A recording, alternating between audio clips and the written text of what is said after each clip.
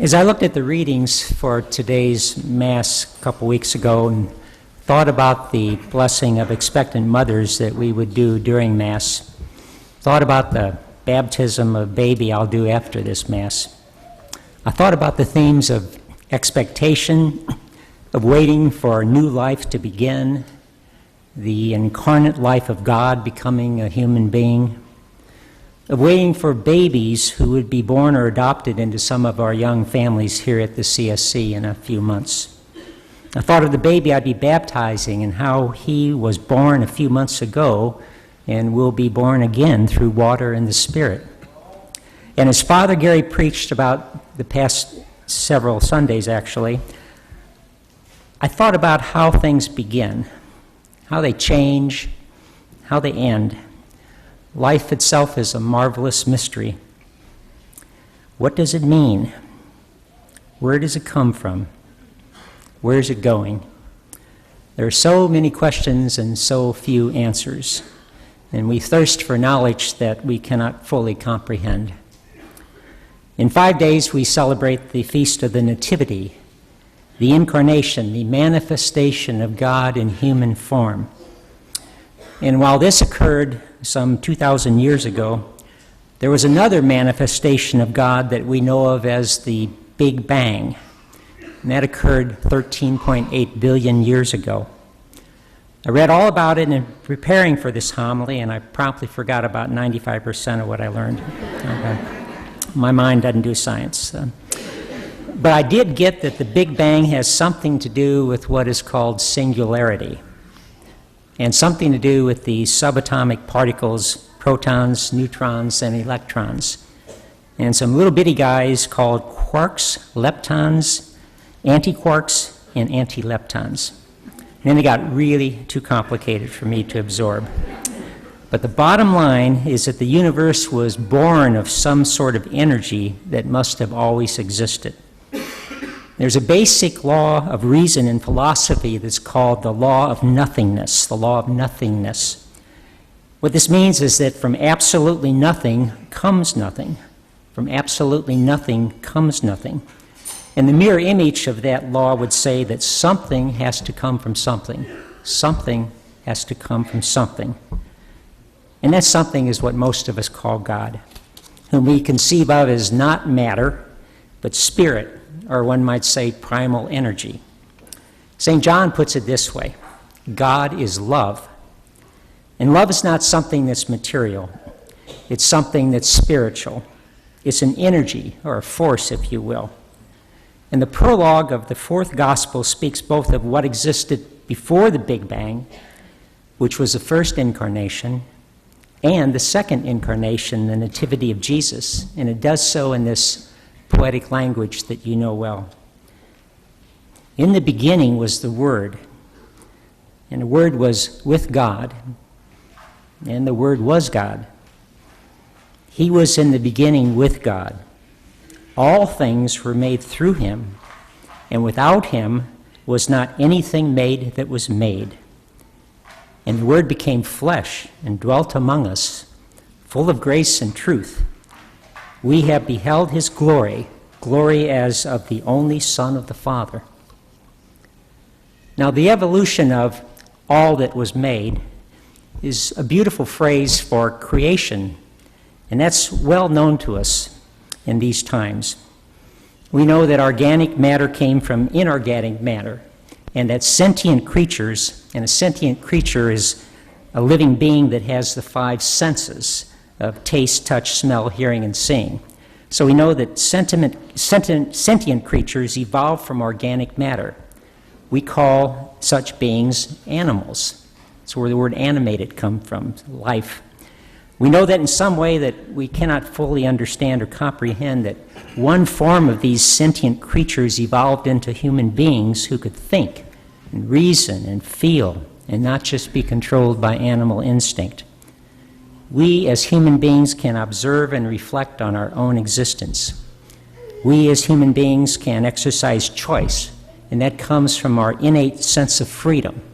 We call that free will. All that makes us human ultimately comes from God, the source of all. and all creation reflects something of the Creator.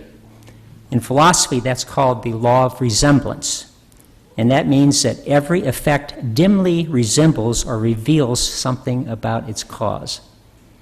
Every effect dimly resembles or reveals something about its cause.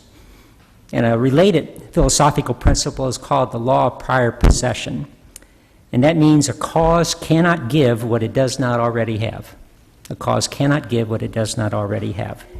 Therefore, all that we are as human beings is a reflection of the God who created us. God, the source of all, is also the source of the process that we know as evolution. And evolution is about change. It's about the old being constantly replaced by something newer, something better. And for that to happen, the old must die so that the new can be born. Now, Jesus knew that, and he tried to tell us that in so many ways, such as the story he told about the seed needing to die and be buried in the ground so that the stalk of wheat could come into existence 100-fold. Evolution.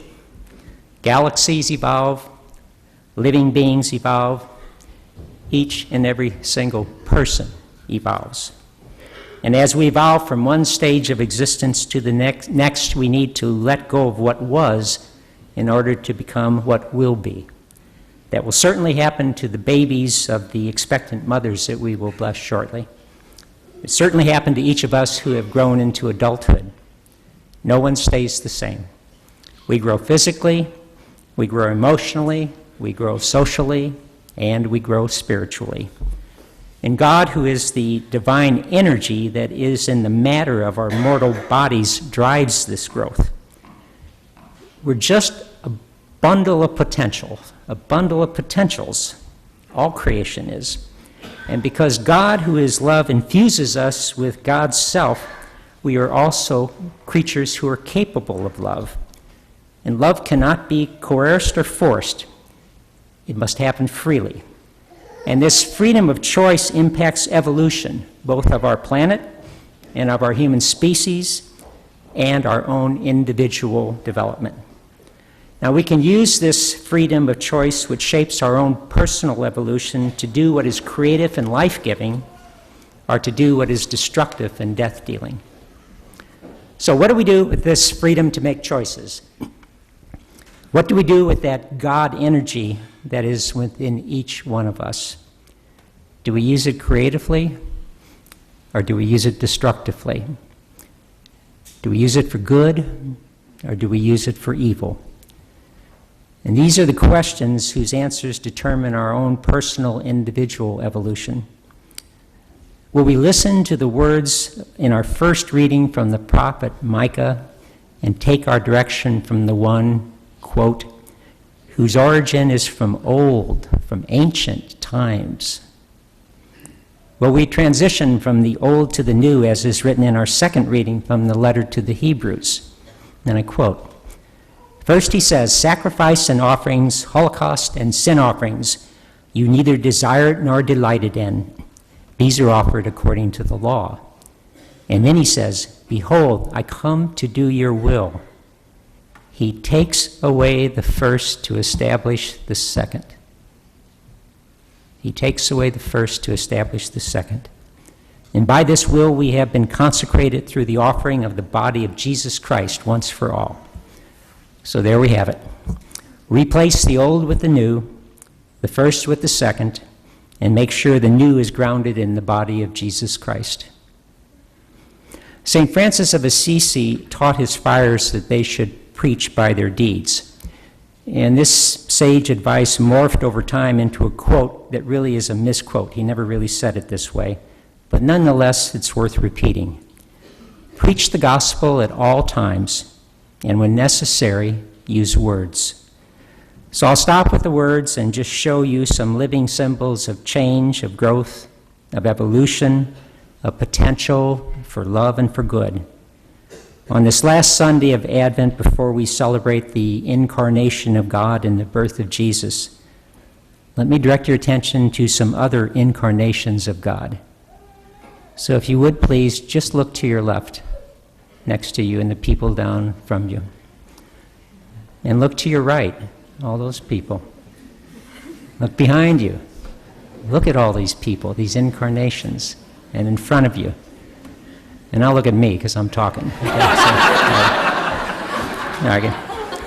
Well, you were looking at incarnation. You're looking at incarnation. I believe God values each one of us as much as God values all that came about as a result of the Big Bang 14 billion years ago, the first incarnation. I also believe that God values each one of us as much as God the Father values the incarnation of Jesus of Nazareth, who was born 2,000 years ago in Bethlehem of Judea. And I dare to say this because this God gave up his only begotten Son for each of us, so that we might be one with the Christ and live forever in the kingdom of God. Now that's how important each of you are in the eyes of the God who created you. You are incarnate daughters and incarnate sons of the Most High God, the source of all that is.